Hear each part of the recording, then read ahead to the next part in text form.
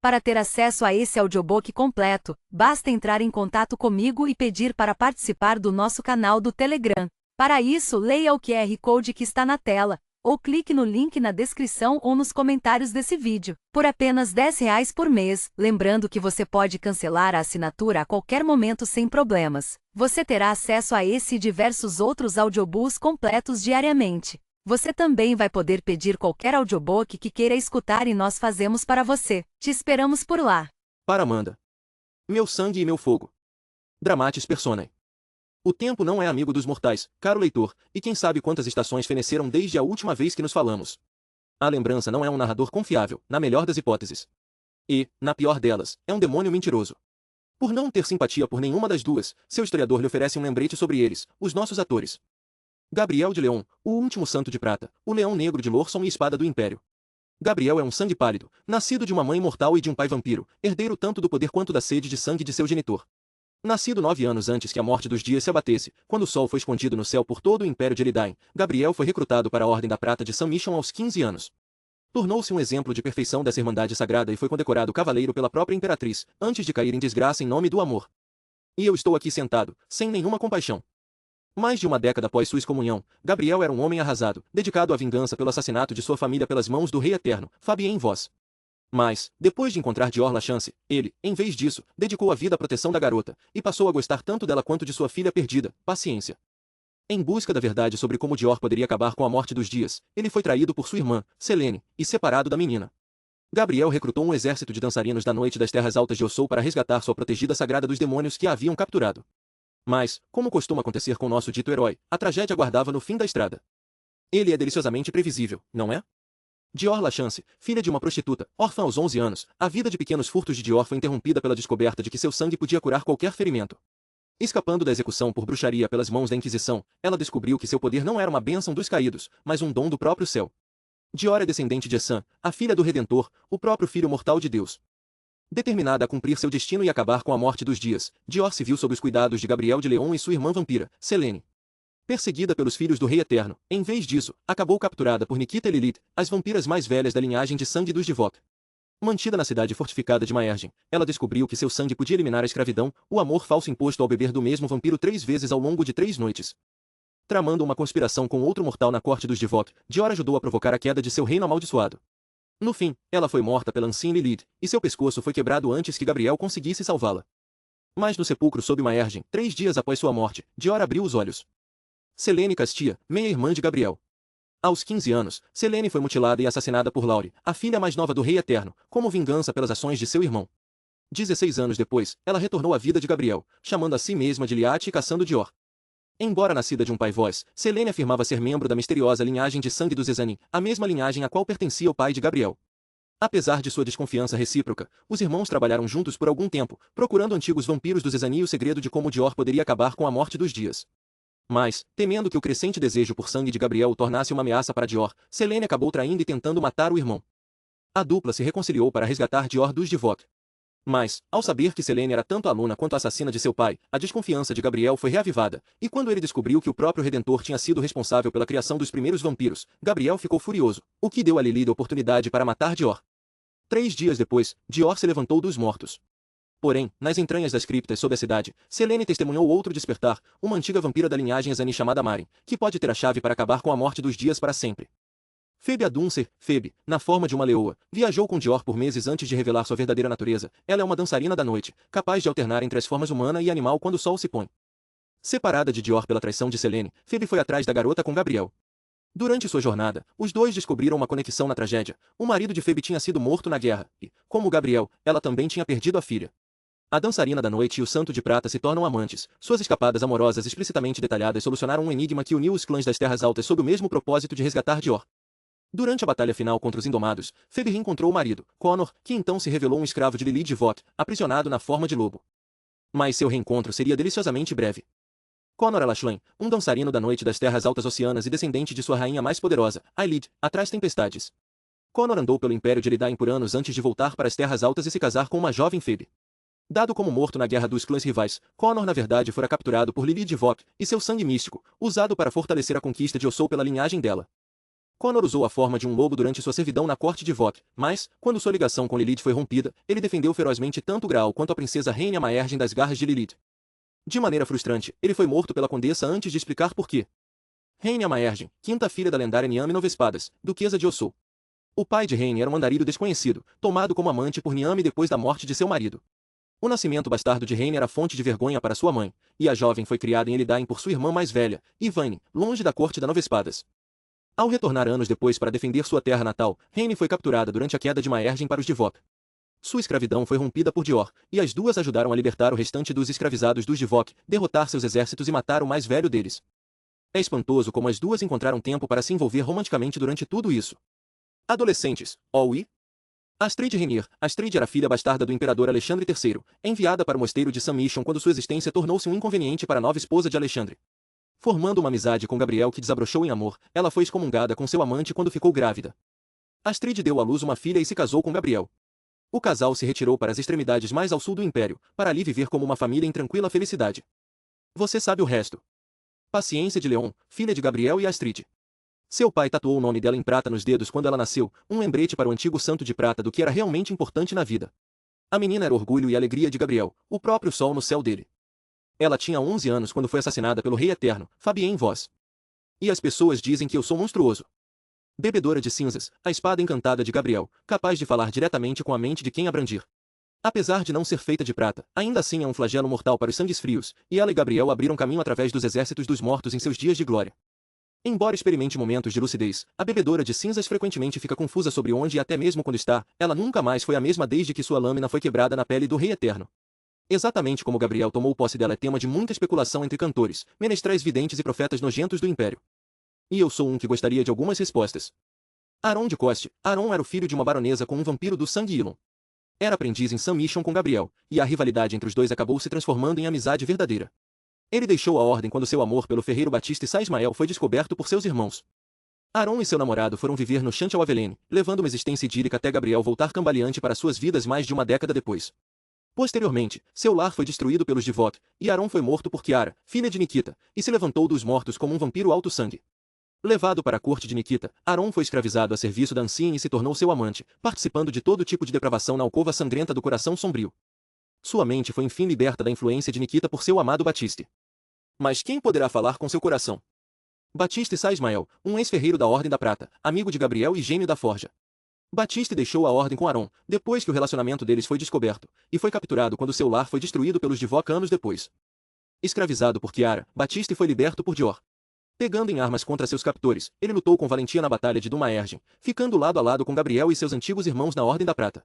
Deu o golpe que matou Nikita, libertando seu querido Aron da escravidão e provando que, mesmo nos climas mais frios e nos tempos mais sombrios, o amor realmente conquista tudo. Sim, caro leitor.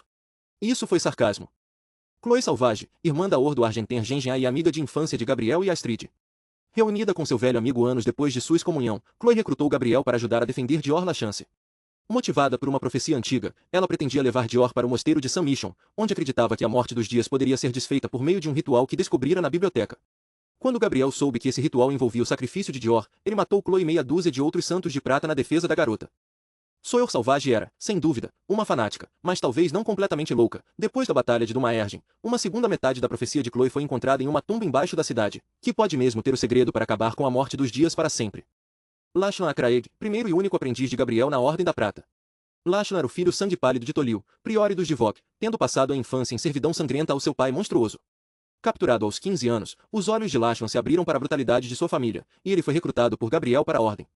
Os dois se tornaram grandes amigos, mesmo depois da descoberta do caso de Gabriel com Astrid, Lachlan se recusou a trair seu mentor. Anos depois, o jovem santo soube do ataque de Gabriel contra a Catedral de Samishon para resgatar Dior. Confundindo o domínio da garota sobre Gabriel com bruxaria, Lachlan caçou seu antigo mestre por todo o Império, antes de enfim se convencer da divindade de Dior.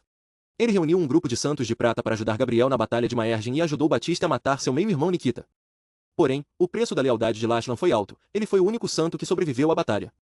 Joaquim Maren, um cuidador de cães em Avelene, Joaquim foi escravizado por Kiara de Vok depois da destruição de seu lar.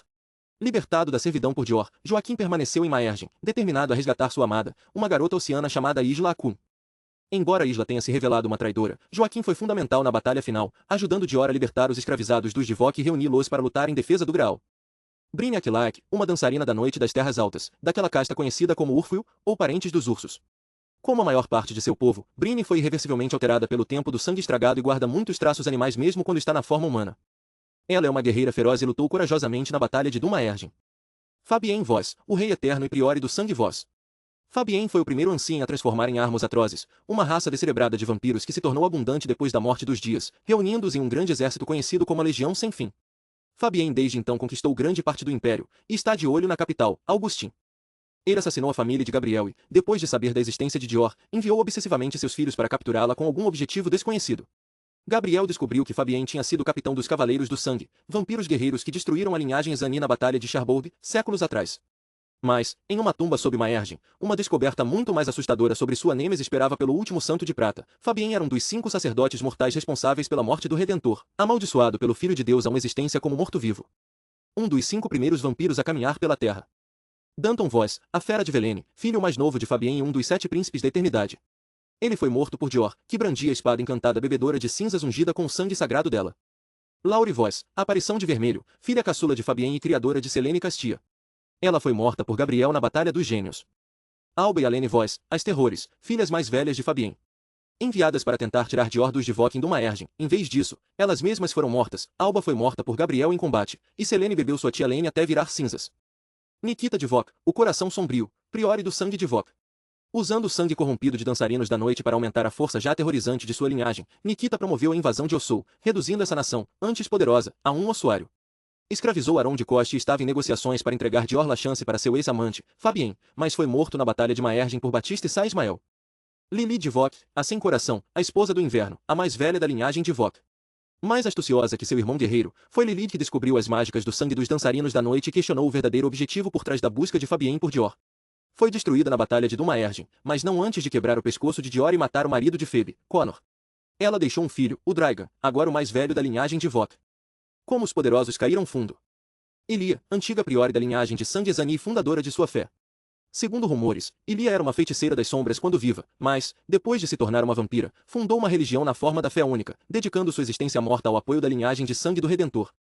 Ela foi assassinada durante uma batalha cataclísmica na cidade de Cherbourg, liderada por seu grande inimigo, Fabien Vos. Marin, a mãe de monstros, e agora priori dos Zezanin.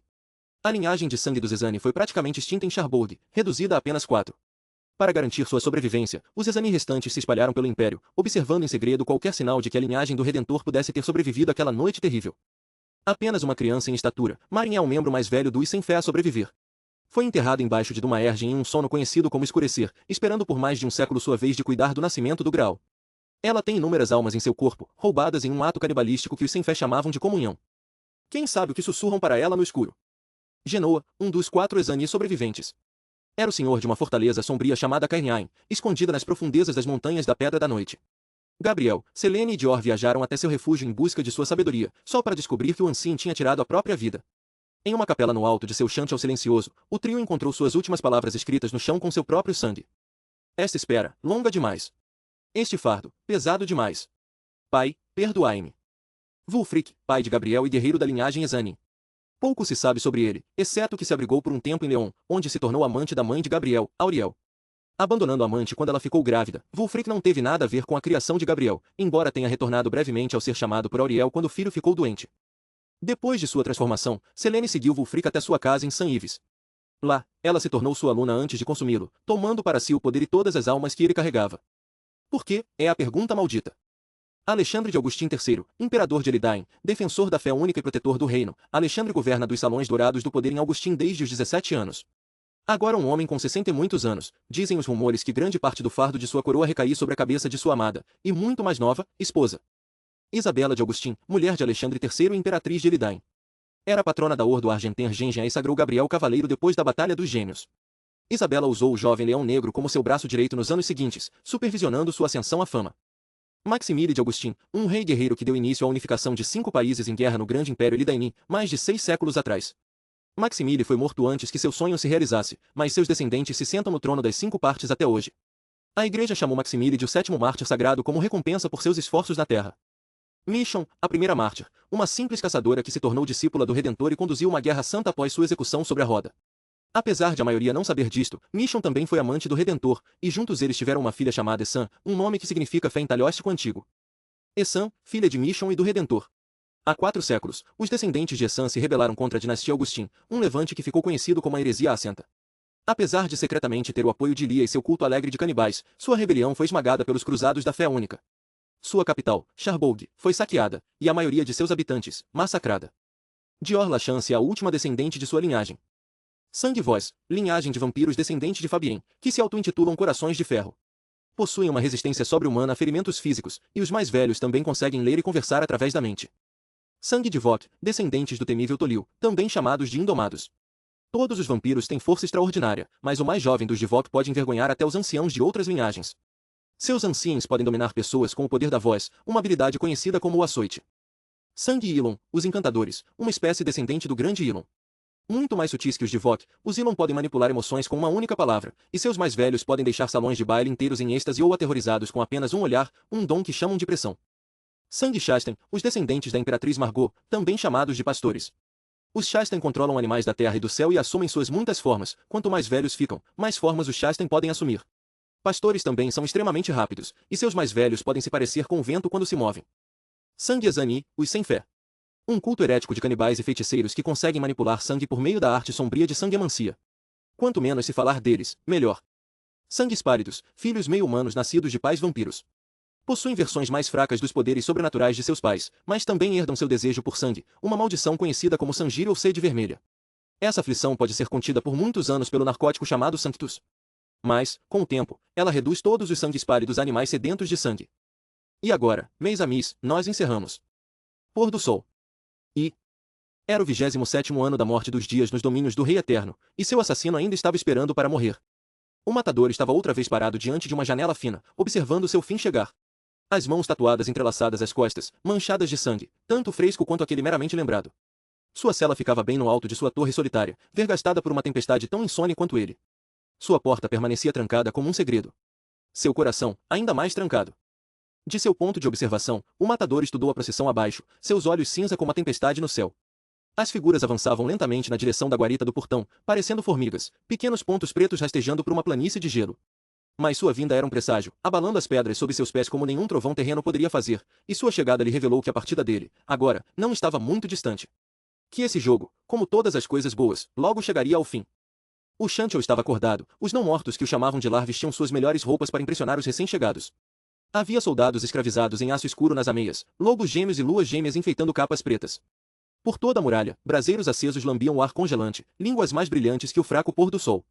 Na parte mais interna do pátio, em meio à corte dos sem-sangue, uma imperatriz de lobos e homens esperava por seus convidados. Um historiador pálido espreitava ao lado dela, seus olhos cor de chocolate se dirigindo para o matador acima. O céu no alto estava sombrio como o pecado. O horizonte, vermelho como os lábios de sua senhora na última vez que ele a beijou. O matador passou um polegar pela mão, as letras tatuadas sobre os nós dos dedos.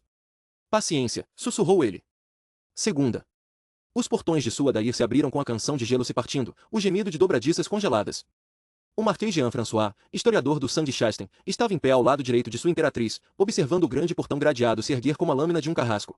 3 outros tinham se aberto em sequência antes dele, franqueando o caminho através de 4 pátios circundados por muralhas poderosas de rocha de ferro. Engrenagens cobertas de gelo crepitavam e gemiam, o vento afiado como navalhas levantando nuvens de neve cinza sobre a longa rua calçada com pedras que levava aos muros externos. Observando as figuras diminutas que se aproximavam vindas do outro lado, o Marquês sentiu o lábio inferior se curvar. Havia gelo preso em seus cílios, o cabelo dourado chicoteava seu rosto em uma ventania amarga e desoladora. Seus cachos agitados eram uma irritação, ele teria ordenado à sua mordoma, Meline, que os prendesse para trás adequadamente se tivesse tido tempo, mas fora acordado antes do pôr do sol por um dos asseclas de sua mãe, batendo na porta de seu boudoir como se todo o inferno tivesse chegado. Jean-François tinha erguido a cabeça de seu banquete sangrento entre as coxas de Meline e reclamado da interrupção, mas, com desculpas esparsas, um garoto escravizado na libré da imperatriz lhe havia informado que sua presença era solicitada no pátio imediatamente.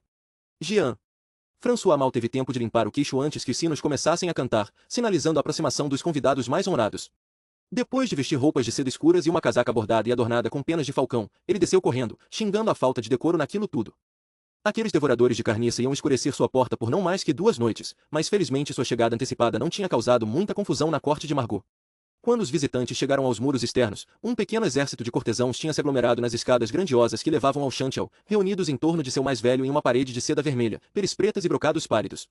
A imperatriz Margot estava arrumada de um jeito apropriado à realeza, um vestido atordoante de veludo dourado e renda preta como a meia-noite, o cabelo ficando grisalho preso para trás em tranças enfeitadas com joias, seus 4 lobos pretos sentados lado a lado à sua frente.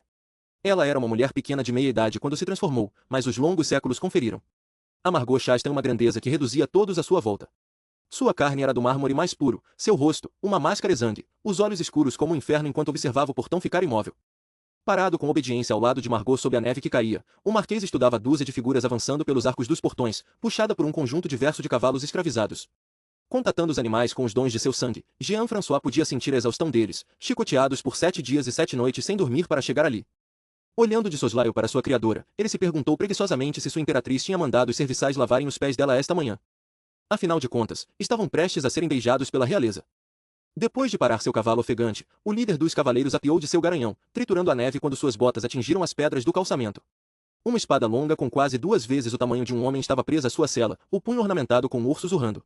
Seus companheiros desmontaram enquanto o líder tirava o capuz, o olhar gelado percorrendo os escravizados nas ameias cobertas de neve, a tempestade enfurecida no céu. Ele era alto, não muito corpulento, embora, olhando para aquela espada terrível, Jean-François não tivesse ilusão sobre a força contida em sua estrutura esguia. Seu cabelo era comprido e cinza como neve, sua barba, também, com gelo encrostado e se agitando ao vento. Sua pele pálida como gelo tinha o aspecto coriáceo de um homem que navegara por muitos anos sob um sol severo antes de se transformar, a tatuagem desbotada de uma mulher de seios nus com rabo de peixe subindo por um lado de seu pescoço. E, quando ele falou, Jean-François captou o brilho de presas douradas nas gengivas superiores do vampiro. Margot Chastain do sangue Chastain, a mais velha de sua linhagem e priore dos pastores. O vampiro inclinou um pouco a cabeça. Eu a saúdo, prima.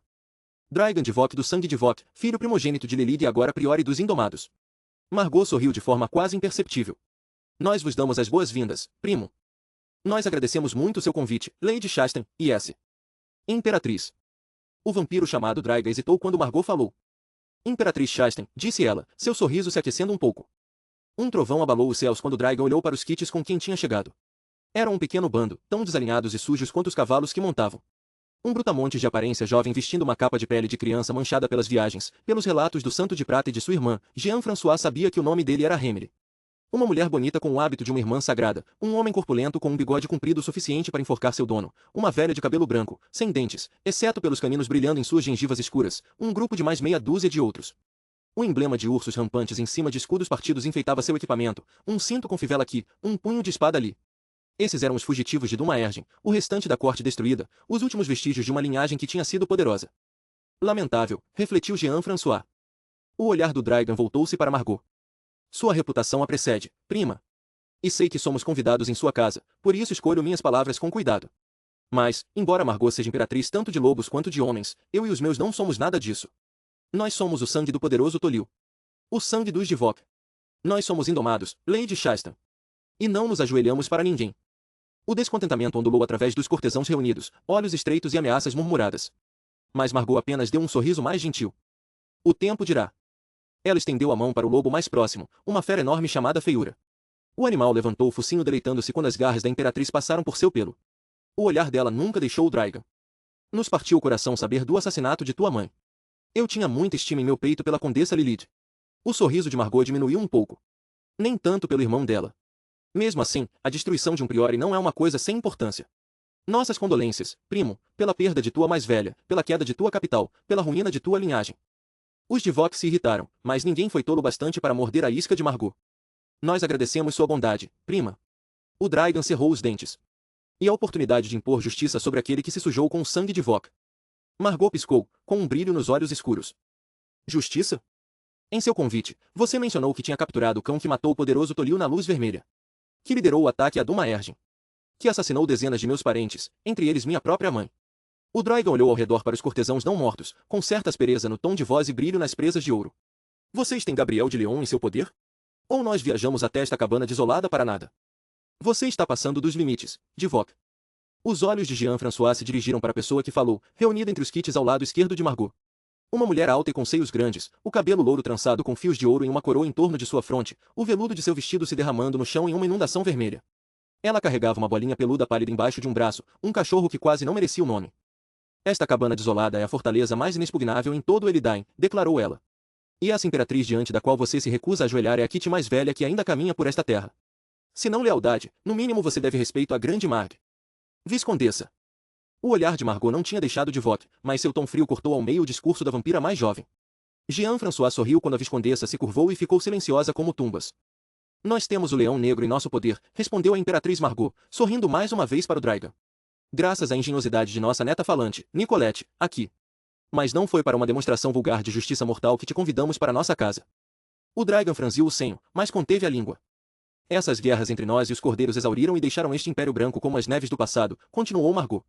Senhores de sangue recém-chegados criaram pequenos feudos para a escória que restou. Sangues ruins pilham sem controle, toda noite aumentando ainda mais seus números apodrecidos. E aquele que se intitulava o Rei Eterno está morto. Mas, se nossas casas não chegarem a um acordo, logo todos nós vamos nos juntar a Fabienne nas praias do inferno.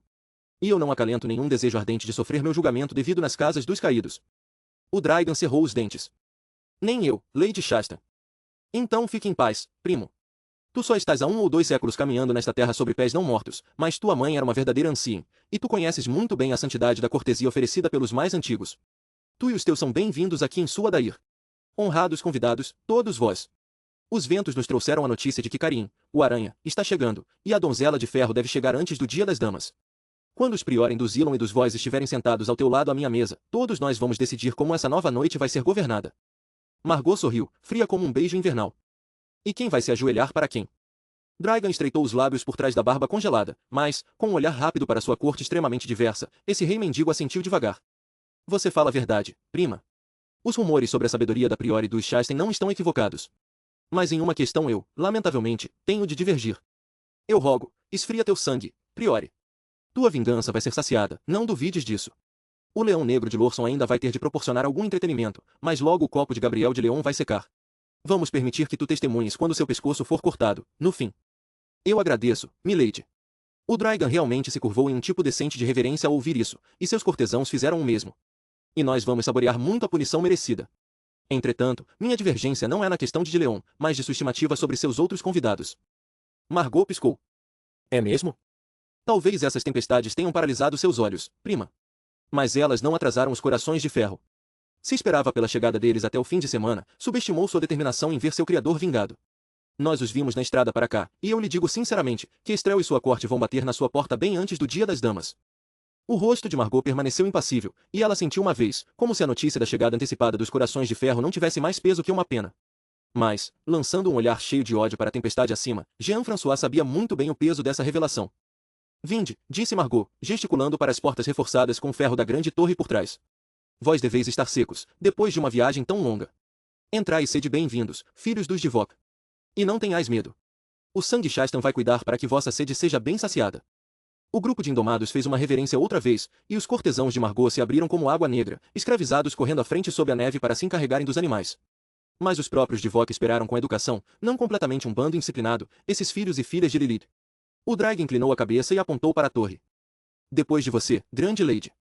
É muito raro encontrar um cavalheiro nesses dias sem sol. Mas tu deves nos perdoar, priori. Assuntos de Estado exigem nossa breve atenção. Temos certeza de que tu estás familiarizado com o quanto pode pesar o manto do mais antigo. Mesmo sobre ombros tão impressionantes quanto os teus. O Dragon assentiu. Vou esperar pela sua vontade, milady. A imperatriz deu um sorriso, escuro como veneno. Não por muito tempo. Margot olhou para a antes falante viscondessa ao seu lado esquerdo. Leva nossos convidados de honra para o salão de jantar, Nicolette.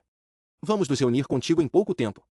Com uma breve mesura e um farfalhar de veludo vermelho, Nicolette subiu a escada coberta de neve, conduzindo Divok por portas muito altas adornadas com anjos em batalha.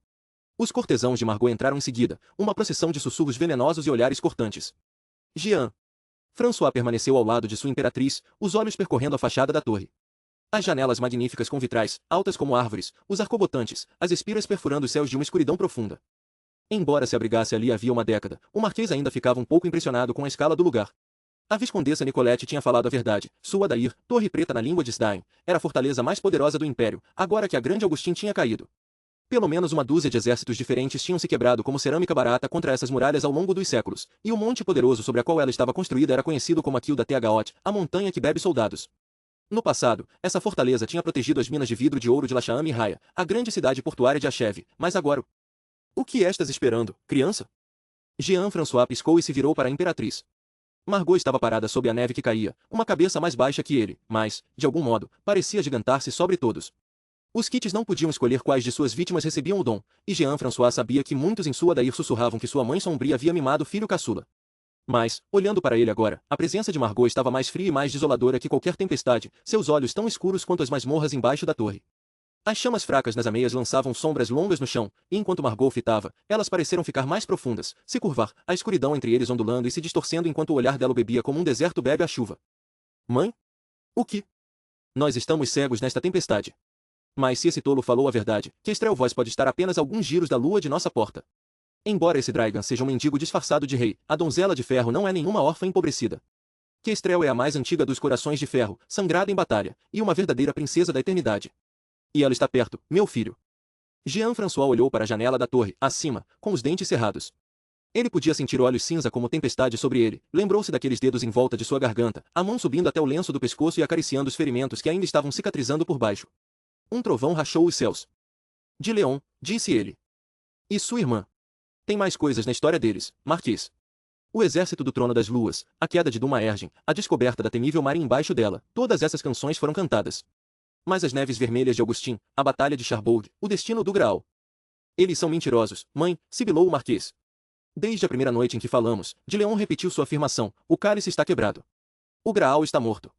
Ele chorou ao testemunhar o assassinato de Lachance nas mãos de Lilith. Entretanto, menos de uma hora depois, sua irmã confessou que o Graal logo acordou na tumba onde a haviam posto, viva e bem. Então a destruição dela ainda deve chegar na história dele. Margot baixou o queixo, olhos escuros perfuraram os dele. E quero ter o resto dela. O último santo de prata e a última Liate são serpentes, cheios do mesmo tipo de veneno. Seu gosto por embuste só se equipara ao ódio de um pelo outro. Então usa isso, Jean-François.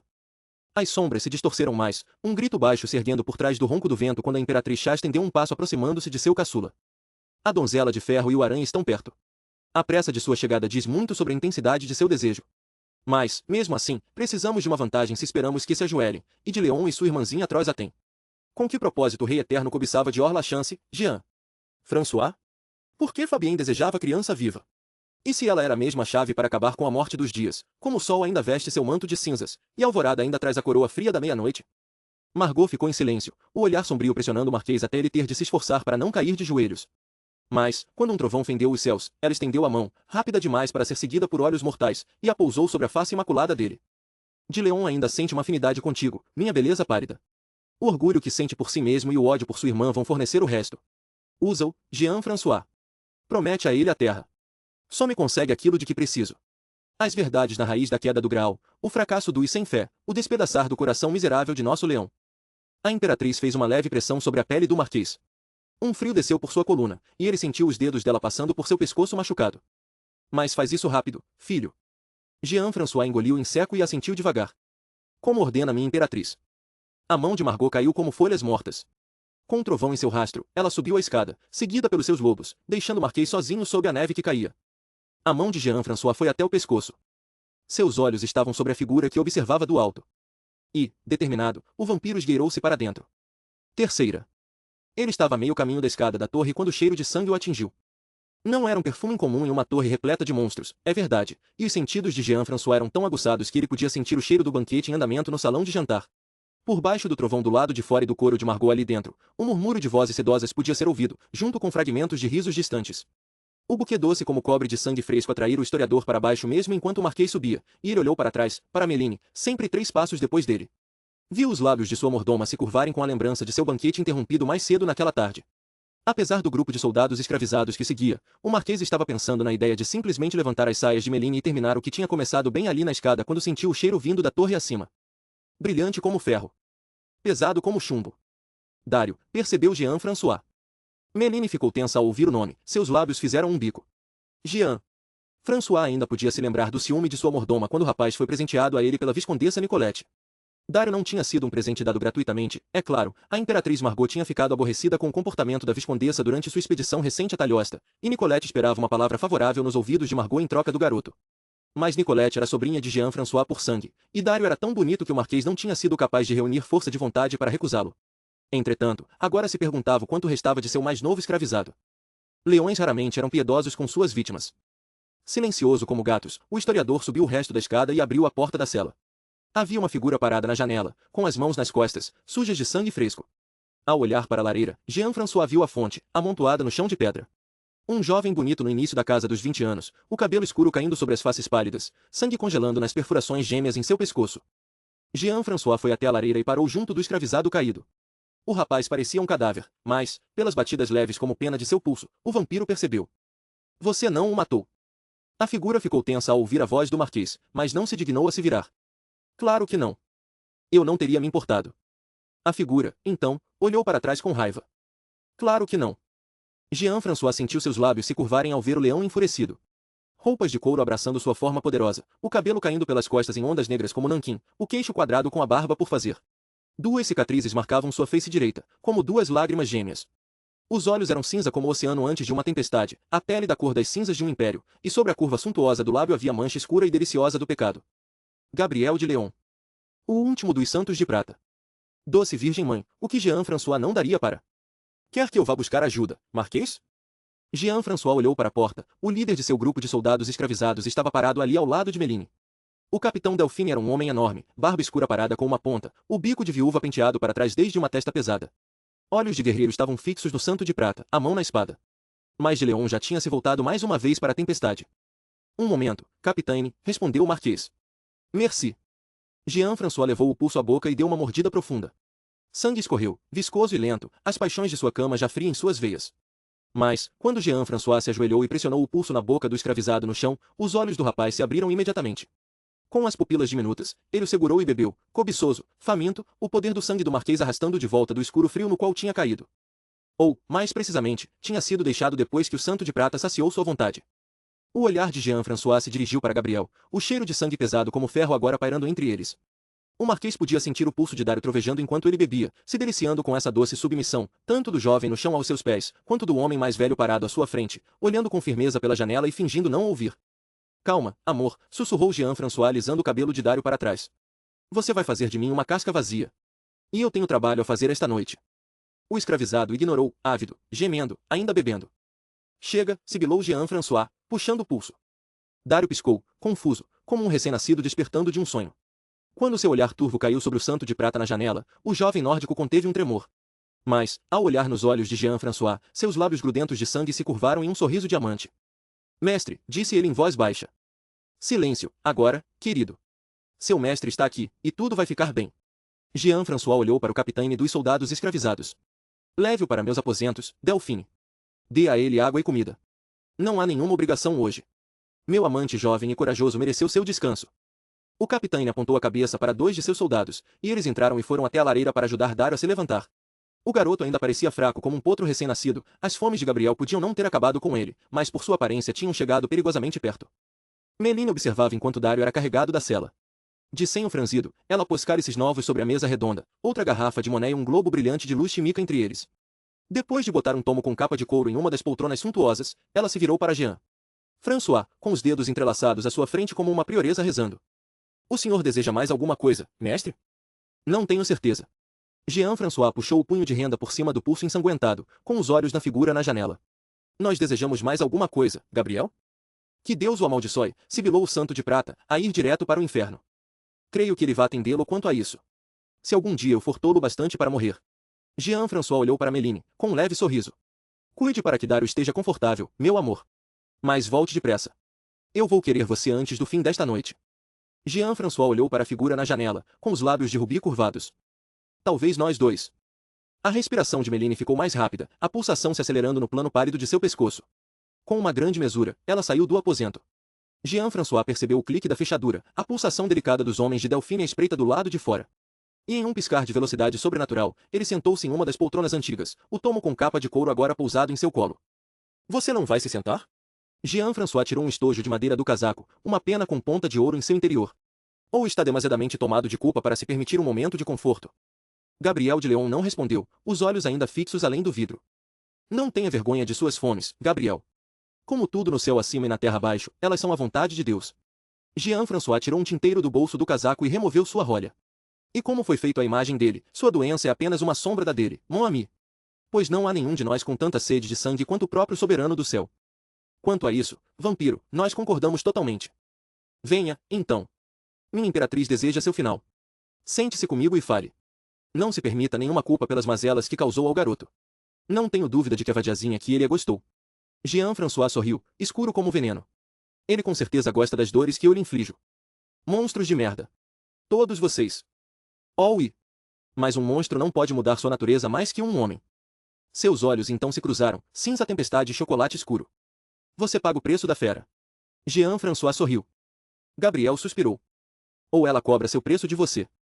Jean-François observou, olhos como carvões de pálpebras pesadas, o último santo de prata se afastar da janela e se instalar na poltrona. Havia uma graça em Gabriel de Leon, inegável, não tão atemporal quanto a de Margot, mas tomada de ferocidade e vitalidade, ressoando com vida e calor. As mãos de um guerreiro, os olhos de um caçador agora fixos nos dele quando pegou a garrafa de Monet e tirou a rolha com dedos tatuados. Os de Vogue estão aqui. Jean-François abriu sua história e alisou uma página em branco. Então? Então sua imperatriz está ficando sem tempo. O tempo não significa nada para os atemporais, Gabriel. Eu ouvi boatos. Margot estava convocando esse conclave mesmo antes da Batalha de Augustin. Uma reunião de priorem para decidir o destino do Império. O santo de prata encheu um cálice até a borda, manchando o ar com seu perfume sombrio. Foi o Draigan que eu vi lá embaixo? As escolhas para a realeza em meio aos indomados estão ruins nessas noites. Como sua imperatriz o atraiu até aqui? Com a promessa de meu pescoço para ele se vingar por Maergen? Vai ser uma confusão quando os vós começarem a pedir a mesma coisa. Isso está longe de ser da sua conta, mon ami. Oh, é da sua conta. Porque se todos os sanguessugas que eu irritei ao longo dos anos estiverem prestes a começar a fazer fila na porta de sua imperatriz pelo prazer de acabar comigo, a ampulheta dela terminou. Margot quer a história do Graal. Mas você só conseguiu me fazer falar por tanto tempo pela ameaça da fome. E você não tem mais tempo para isso. Um trovão abalou as paredes enquanto Jean-François passava a pena sobre seu sorriso. Nós podemos criar novas torturas, santo de prata. De aplicação muito mais rápida e muito mais incisivas. Mas as promessas que minha imperatriz fez para atrair essas moscas para sua teia são irrelevantes. Isso pode chocá-lo, Gabriel, mas Margot é conhecida por mentir de vez em quando. Se sua história agradá-la, não há razão para que você não possa viver a própria vida como seu convidado de honra. Olhos escuros percorreram o santo de prata, dos pés à cabeça. Pense nisso. Morar aqui em sua Dair prestando homenagem em êxtase aos deuses mais sombrios, conhecer os prazeres de... Pare de mentir, vampiro. Você e eu sabemos que sou um homem morto. Mesmo que Margot desejasse poupar minha vida, ela tem a mim. Ela me possui. O último santo de prata se inclinou para a luz, e, além da tempestade cinzenta de seus olhos, Jean-François pôde ver um brilho. A conta tinha chegado por todos aqueles anos de sangue e pecado nos braços de sua mulher. A maldição. A loucura que aguardava todos os sangues pálidos vivos. Sangire, murmurou Jean-François. A sede vermelha. Com um olhar assombrado, o santo de prata olhou para a lareira onde tinha deixado Dário, retorcendo juntas suas mãos trêmulas. Aquele garoto, pelos 7 mártires, eu fiz um grande esforço para me segurar. E um dia em breve, não vou mais conseguir. A Sangire vai tomar minha mente, e a fome vai governar meu coração. Não vai restar nada além da fera. Não há vida de prazeres à espera no fim da minha estrada, Chasten. Há loucura. E depravação. Eu passei a vida inteira matando monstros. E maldito seja eu se me permitir morrer como um. Pegando o cálice, Gabriel o bebeu em um só gole. Prefiro ser servido como alimento para a merda dos de Vogue. Isso seria uma pena. O olhar do Marquês percorreu as mãos tatuadas, os lábios sujos e subiu até os olhos do santo de prata. Um fim muito mais glorioso pode ser concedido a você por outra pessoa. Nós nem sempre conseguimos o que queremos, historiador. Você talvez ainda consiga. Se me contar o seu desejo. O último santo de prata olhou para ele pelo que pareceu uma era da terra. O hino de um trovão distante soou fora da janela, o globo chimico se refletiu em seus olhos quando ele pôs o cálice de lado, e um caleidoscópio de borboletas mortas estremeceu no estômago de Jean-François quando Gabriel se inclinou para a frente, tão perto que o vampiro podia sentir o gosto do vinho em seu sussurro. Selene. Jean-François piscou. O que tem ela? Eu quero ver a luz morrer em seus olhos, rosnou Gabriel. Quero ver o horror dela ao cair no inferno que está à sua espera. E quero assistir aquela porca traiçoeira morrer, Chasten. TSC, TSC. Quanto rancor. Gabriel se encostou na poltrona, as presas brilhando em seu sorriso amargo enquanto ele enchia o cálice. Foi preciso muito amor para odiá-la como eu odeio. Fico curioso para saber o que a última Liate fez para merecer esse ódio. Aposto que fica. E essa história vai custar a você. O resto da minha história. A de Dior. A Batalha de Augustin. O banho de sangue em Cherbourg. A traição final. Darei a você sua maldita história, Jean-François. Mas você me dará o pescoço de minha irmã. Os olhos dele se cruzaram, monstro e homem, acima de um cálice dourado cheio até a borda. Creio que isso pode ser arranjado, Gabriel. O último santo de prata sentiu devagar. Seus olhos se voltaram para aquele globo chimico. Uma mariposa pálida tinha surgido de algum canto escuro da cela, batendo as asas sobre o vidro. Gabriel observou seus movimentos, batendo as asas em vão sobre aquele arco brilhante, perdido em uma falsa luz das estrelas. Você está com sede, sangue frio? Temo que essa vá ser uma noite longa. Jean-François mergulhou sua pena, com expectativa. Eu tenho paciência. O santo de prata riu, mas seu sorriso morreu tão depressa quanto tinha começado. Eu também tinha, no passado. Ele deu um suspiro, passando um polegar sobre os nós dos dedos. Eu também tinha. E presentes de despedida. Selene contou a você que eu não fiquei para o funeral de Dior? Oh, oui. Jean-François ergueu uma mão fina em alerta. Mas antes que entre em outro surto de pesar melodramático, sinto ser justo alertá-lo de que sua irmã também contou que Lachance na verdade não foi morta na batalha de Dumaergin. Que 3 curtos dias após ser enterrada dentro da tumba da Virgem Mãe, o santo graal de Saint-Michon abriu seus olhos azul bebê mais uma vez. Então poupe suas lágrimas para os trovadores. 3 dias. Gabriel sacudiu a cabeça. Podia muito bem ter sido a merda de uma vida inteira. Pelo que entendo, você não soube dessa recuperação em tempo hábil. Eu, então, tinha partido havia muito tempo. Muito conveniente. O olhar do santo de prata se aguçou ao ouvir isso, e o braço da poltrona rangeu quando ele o apertou. Não houve nada conveniente nisso, seu cretino sem alma. Achei que ela estivesse morta. Você entende isso? Pela merda do Deus Todo-Poderoso, quando penso no inferno pelo qual passei, na agonia de acreditar que aquela garota estava morta, e que tinha falhado com ela como falhei com minha filha, com minha mulher, com todas as outras almas nessa terra esquecida por Deus que eu já amei. Acalme-se, Gabriel. O santo de prata estava em pé, com os punhos cerrados. Jean-François podia ouvir o coração do homem galopando em seu peito, o cheiro de sangue e ferro no ar. O historiador estava sentado com as pernas cruzadas, tentando parecer sereno. Mas a sombra do ataque de Gabriel na primeira noite em que conversaram pairava entre eles, e Jean-François ainda estava com as cicatrizes na pele. Delphine está à espera logo ao lado dessa porta com um grupo de soldados escravizados. Jean-François acenou de modo vago com a pena. E se me der motivo para chamá-lo, temo que ele não vá ser delicado com você. O historiador se inclinou para a frente, sussurrando de um jeito conspiratório.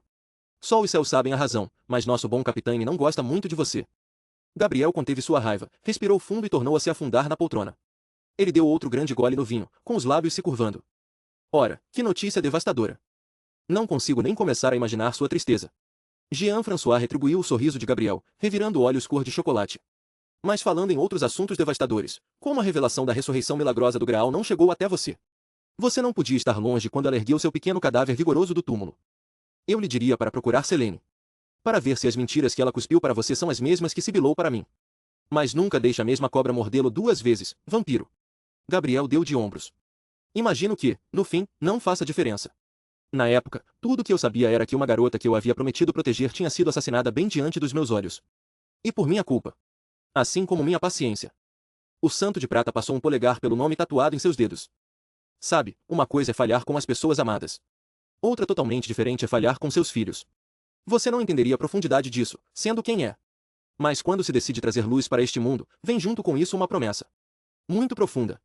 Eu a senti em meus ossos, no momento em que segurei paciência nos braços pela primeira vez. Gabriel sacudiu a cabeça perplexo, sussurrando. Meu Deus, ela era tão pequena. Fiquei morrendo de medo de quebrá-la. Recusei quando Astrid tentou entregá-la para mim. Mas minha mulher entendeu. Ela me conhecia melhor do que eu me conhecia. E quando botou aquela trouxinha quente nos meus braços, senti o terror dentro de mim simplesmente derreter. Fervido, derretido e endurecido num aço com tamanha resistência que podia partir a terra ao meio. Ajuda a odiar as coisas contra as quais você luta. Mas é muito melhor amar as coisas que defende. E ao olhar para os olhos de minha bebê, soube que não havia nada que eu não faria para mantê-la em segurança. Nada. Eu tinha prometido mesmo para Dior. Que voltaria lutando do abismo para ficar ao lado dela. Eu não tinha entendido quanto precisava disso na época. O buraco dentro de mim que aquela garota tinha começado a preencher. Mas, nos quilômetros e desafios que compartilhamos juntos, Dior Lachance passou a significar tanto para mim quanto aquela bebê que eu tinha segurado nos braços. Gabriel sacudiu a cabeça e respirou fundo. E eu falei com as duas. Eu me despedi dela. Entrei escondido na câmara gelada onde a havíamos posto na noite antes de seu funeral. Era muito tarde, depois da hora das bruxas, ventos famintos uivando através das ruínas de Maergin, o caos da batalha substituído pelo conhecimento amargo do preço que todos tínhamos pagado para vencê-la. Aaron tinha partido com Batiste, tentando encontrar alguma centelha de seu amor em meio às cinzas. Lachlan estava em algum lugar perto do fundo de uma garrafa, o último sobrevivente do contingente de prata que ele levará ao auxílio de Dior, buscando consolo nos restos. Phoebe estava com seus parentes, chorando sobre o corpo de um marido perdido encontrado e perdido novamente. E Selene? Foda-se Selene. Gabriel rosnou, passando os nós dos dedos tatuados pelos lábios. Ela sabia a merda do tempo inteiro. O Redentor. Sua maldição. O filho do Deus que ela cultuava tinha causado esse inferno para todos nós, e mesmo assim ela estava satisfeita em cair de joelhos diante dele. Ela tinha me apunhalado nas costas. Mentido na minha cara. Sobre meu pai. O Zezani. E, no fim, me custou Dior. Por mim, minha irmã pode queimar no inferno. Eu estava em pé naquela câmara fria, olhando para aquela pobre criança, os ferimentos que ela causará em meu rosto ardendo com minhas lágrimas. Seu cabelo pálido comprido estava penteado em torno da cabeça como um halo, e ela estava vestindo uma bela armadura de placas, que brilhava sob a luz baça. Entretanto, a mão esquerda tinha sido deixada nua, ainda toda cortada, tudo menos o indicador e o polegar arrancado na batalha que custará sua vida. O mundo inteiro era uma tempestade, e, sem ela, eu estava sem amarras. Sem esperança de trazer o sol de volta. Nenhum pensamento sobre um amanhã melhor. Deixado, por fim, com a única coisa que havia restado depois da noite em que ele bateu na minha porta. Vingança. Eu ardi de desejo por isso, o único fogo que restava para me aquecer. E pegando o casaco de um irmão da prata morto, eu montei em meu cavalo e avancei contra os ventos lamuriantes. Jurando para aquela pobre garota que, se eu não fizesse mais nada antes de me encontrar com o inferno que tinha verdadeiramente conquistado, eu ia ver Fabien Voz morrer diante dos meus olhos. Vingar este mundo que ele tinha destruído. E com essa promessa e os presentes de despedida que Dior me deu, eu parti para acabar com o Rei Eterno. Jean-François franziu o senho. Presentes de despedida? Gabriel apenas sacudiu a cabeça enquanto seus olhos ficavam vidrados. Ele olhou fixamente para o globo chimico, os fantasmas do passado tremeluzindo em seu brilho. Eu cavalguei para o nordeste pela noite sem fim, seguindo o rio Ott, um plano se formando lentamente em minha cabeça. O pior do inverno terminaria em breve, tanto uma bênção quanto uma maldição. Desde a morte dos dias, a primavera, o verão e o outono juntos mal duravam 3 meses, mas nenhum vampiro pode atravessar água fresca corrente, exceto sobre pontes ou em caixões. O degelo vindouro significava que meu ritmo logo ficaria mais lento, mas também que a legião sem fim logo ia interromper sua marcha. O exército de Fabien estava em algum lugar no norte de Eridain, com os olhos sempre em Augustin. Mas, com sorte, os grandes Chantels que defendiam a parte norte da capital teriam resistido a mais um inverno, e o Rei Eterno teria de recuar e esperar pelo próximo congelamento. Esperar por mim. Só tive 2 confortos verdadeiros naquela estrada, mas os 2 me aqueceram mais que pensamentos sobre a primavera que chegava. O primeiro foi meu cavalo, o corajoso Argenter Genjan, um presente de minha velha amiga Fiona em Promontório Rubro. O grande castrado tinha me levado em segurança através da amaldiçoada floresta dos fazeres, das terras altas congeladas, por todo o caminho até os muros da cidade de Maergen. Ele era daquela nobre raça oceana conhecida como Tarreum, famosa por sua força e resistência. A maior parte de sua pelagem emaranhada era cinza, com um brilho leve que me fazia pensar em metal, a razão para seu nome, eu imaginava. Mas suas patas da frente eram brancas, e havia uma mancha da mesma cor em sua cara que quase parecia um crânio. Ele corria incansável, quilômetros sem pausa através da neve, firme como uma rocha embaixo de mim como qualquer homem poderia desejar. Meu segundo conforto estava preso na cela de Argenter Genjan, prata brilhante no escuro sem limites, minha fiel espada, a bebedora de cinzas. Ela estava em minha mão quando deixei um rastro sangrento através de Maergen, matando tanto atrozes quanto altos sangues. Mas eu a havia embainhado quando desci até a tumba onde tinha visto Dior encontrar seu fim, e não tinha reunido coragem suficiente para sacá-la desde então. Sabia que a bebedora realmente me amava, mas ela também tinha amado Dior, a dupla, afinal de contas, tinha matado Danton Voss. Embora ela só conseguisse falar quando a brandiam, deve ter visto tudo o que transpirou entre Selene e eu naqueles momentos finais antes que Lilith. Gabriel engoliu em seco, sacudindo a cabeça. Eu já lhe disse antes que não há amigo como um amigo honesto, sangue frio. Mas a verdade é a faca mais afiada. E eu temia o quanto a bebedora podia me cortar quando enfim a sacasse de novo. Levei 2 noites para encontrar coragem para fazer isso. Meus dias eram escuros como o crepúsculo, e meus crepúsculos, escuros como a meia-noite, o sol sufocado falhando no céu enquanto eu continuava seguindo para o norte. Eu tinha passado por essa região anos atrás quando lutei nas campanhas oceanas, mas ainda estava abalado pela profundidade de sua podridão agora. Milhares de metros quadrados de árvores mortas, cobertas de gelo e estranguladas por fungos. Ventos congelantes uivavam sobre terras de cultivo arruinadas. Neve cinza fedendo a enxofre se estendendo até onde os olhos podiam ver. Nenhum canto de pássaro. Nenhum calor, nenhuma esperança. Parei para dormir numa torre em ruínas, pouco mais que um círculo de pedras caindo, um telhado de madeira apodrecido para proteger da neve. Eu terminei meu cachimbo de Sanctus após o jantar, o sacramento tranquilizando minhas veias e acalmando a sede dentro de mim. E sentado junto das chamas, pus a bebedora de cinzas no colo. Meus olhos percorreram a mulher em seu punho, o cabelo esculpido em ondas longas e prateadas, os braços abertos na guarda. E respirando fundo, saquei lentamente a espada da bainha. Mas em minha cabeça, tudo o que ouvi foi silêncio. Bebedora, sussurrei. Sua lâmina era longa e curvada no antigo estilo talhóstico, glifos arcanos brilhando por sua extensão à luz do fogo, com 20 centímetros arrancados da ponta. Estudei aquela mulher de prata no punho com o rosto congelado num sorriso permanente, angelical e sereno. Bebedora de cinzas? MSS sou alta, VV vilão. A voz em minha mente foi menos uma canção e mais um grito, que explodiu de forma tão repentina e tão alta que quase a deixei cair. Com as mãos se fechando em torno do couro liso de seu punho, fiz uma careta e esperei que os ecos se calassem em meu crânio. Pela porra da doce virgem mãe, bebedora, não há necessidade de... Desgraçado abominável. Cão e infiel. Não manches meu punho com teu tetoque de pecador, NN. Nem meus ouvidos com tuas afrontas ímpias. Que vergonha a tua, criatura repulsiva, proferir bebê. Blasfêmias tão imundas. Achei que, a essa altura, você estivesse acostumada. Miss solta, filho de uma rameira. Olha aqui, bebedora, sinto muito, má. Petulante. Ser GG grosseiro. Bastardo vil de uma adúltera. Porra, pare de gritar comigo, está bem? Argentin genjabufou e ergueu os olhos da comida quando meu grito ecoou nas paredes em destroços. Minha espada ficou em silêncio, a mulher em seu punho sorridente, e, mesmo assim, de algum modo conseguindo olhar com raiva. Então, dei um suspiro e passei a mão pelo rosto, sibilando quando o polegar roçou os ferimentos ali. Estreitando os olhos para o aço escuro da lâmina da bebedora, pude vê-los obscuramente refletidos, 2 cortes irregulares abertos pelos ossos da pobre mão destroçada de Dior. Dias depois, ainda não tinham cicatrizado, profundos abaixo de meu olho direito e descendo pela bochecha. Eles quase pareciam lágrimas, derramadas pela garota que as tinha dado a mim. E eles ainda persistem. O santo de prata ergueu os olhos. Jean-François estava tamborilando em seu rosto liso com a pena. A mão de Gabriel se ergueu por reflexo, alisando as cicatrizes embaixo de seu olho direito. Sangues pálidos só não curam os ferimentos mais mortais, de Leon. Assim como os kits. Muito poucas coisas nos deixam marcados. Você não achou estranho que os ferimentos infligidos a você por La Chance tivessem persistido? Oh, oui. Gabriel deu de ombros. Mas eu tinha visto o sangue dela transformar vampiros em cinzas antes. Eu, afinal de contas, também era meio vampiro. Honestamente, estava mal demais com a perda dela para me preocupar muito com isso. Olhando para meu reflexo na lâmina da bebedora naquela noite, percebi que eu merecia um pouco de dor. Você tem todo o direito de estar com raiva de mim, bebedora de cinzas, disse eu a ela. Sei que falhei com você. Falhei com ela. Mas desde o dia em que a segurei pela primeira vez, você permaneceu fiel. Não fales de fé comigo. Tu emporcalhas meu punho com tuas mãos ladras. Eu não sou nenhum ladrão. Teu ladrão de cabras resmungão, como, então, tu podes me brandir? Onde está meu verdadeiro mestre? Ah, tolo desventurado, se lhe tiveres causado algum mal, as próprias hostes do céu vão desviar o olhar do inferno que vou derramar sobre ti. Bebedora, eu sou seu mestre. Seu amigo. Vergonha, eu digo. Vergonha e perfídia, me tirar daquelas mãos às quais fui confiada. Ah, amante de porcos, saco de bosta, tu és indigno. Eu, então, fiquei desanimado quando a certeza me atingiu.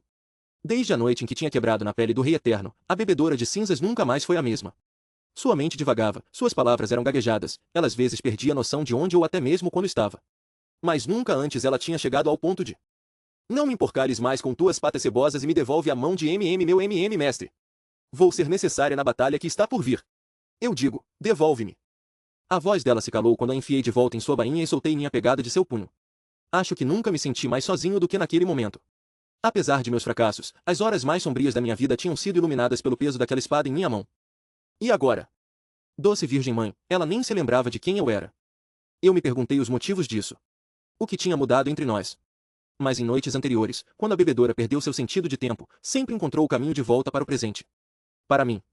Torcendo para suas lembranças voltarem com a luz frágil do amanhecer, eu a pus de lado com um beijo em sua fronte de prata. E me enroscando lentamente ao lado do fogo, fui em busca do sono. Jean-François mergulhou sua pena. Bastante tolo, não? Tirando o ódio por si mesmo? Caminhar pelas terras remotas de Eridain sem ninguém para ajudar era um convite ao perigo. Oui? Como? Gabriel passou a ponta do dedo pelos desenhos de prata em suas mãos, uma coroa de crânios na direita, rosas entrelaçadas na esquerda. O historiador sabia que essas tatuagens cobriam a maior parte do corpo do homem, pelo menos, as partes que Gabriel tinha tido a gentileza de lhe mostrar. O aegis do santo de prata, murmurou Jean-François. A tinta queimava na presença do mal, brilhante o bastante para cegá-lo. Um benefício que nenhuma armadura terrena poderia igualar. Gabriel deu de ombros. Além disso, Argentin já servia como um farol quase tão brilhante quanto a prata em minha pele. Animais da terra e do céu odeiam sua espécie, vampiro. Seu cheiro, sua própria presença, os deixa nervosos. Assim, satisfeito por estar suficientemente seguro, eu adormeci, torcendo para não me lembrar de meus sonhos. Gabriel tomou um gole de vinho, de senho franzido. Mas mesmo assim, ela os assombrava. A ligação entre nós escrita em vermelho em minhas veias, seu sangue agora 2 vezes bebido, uma vez em Sam Mission quando salvou minha vida, novamente em Cairnhain quando ela tentou tirá-la. Encontrei Selene à minha espera além dos muros do sono, uma figura de um vermelho ondulante. Ela estava à minha frente nos muros de Dumaergen, com a lene voz murchando em seus braços. E quando ergueu a boca ensanguentada do pescoço daquela princesa da eternidade, minha irmã sorriu com uma mandíbula exposta transbordando de dentes afiados como navalhas. Por este sangue, teremos vida eterna. Acordei com esse chiado e procurei minha espada. Mas, piscando na escuridão fria, me lembrei de onde estava. O fogo tinha se apagado, a tempestade estava em silêncio lá fora, o cheiro de enxofre caía com a neve nova. Olhando pela janela de minha torre em ruínas, ouvi os murmúrios do vento, os rangidos da cantaria antiga ao meu redor e, por baixo de tudo, suave como a respiração de um bebê, a trituração delicada de gelo sob pés correndo apressados. Argentin genjabufou e bateu as patas no chão de pedra fria. Eu despertei, com o estômago gelado com o conhecimento de que não estava sozinho. Mas, embora meu cavalo estivesse desconfortável, meu aigis ainda estava apagado, então tive certeza de que o que quer que estivesse se aproximando através daquela escuridão não era um vampiro. O último santo de prata riu, girando o cálice entre dedos espertos. Você pode imaginar minha surpresa quando a filha da puta entrou pela janela e tentou arrancar a minha cabeça.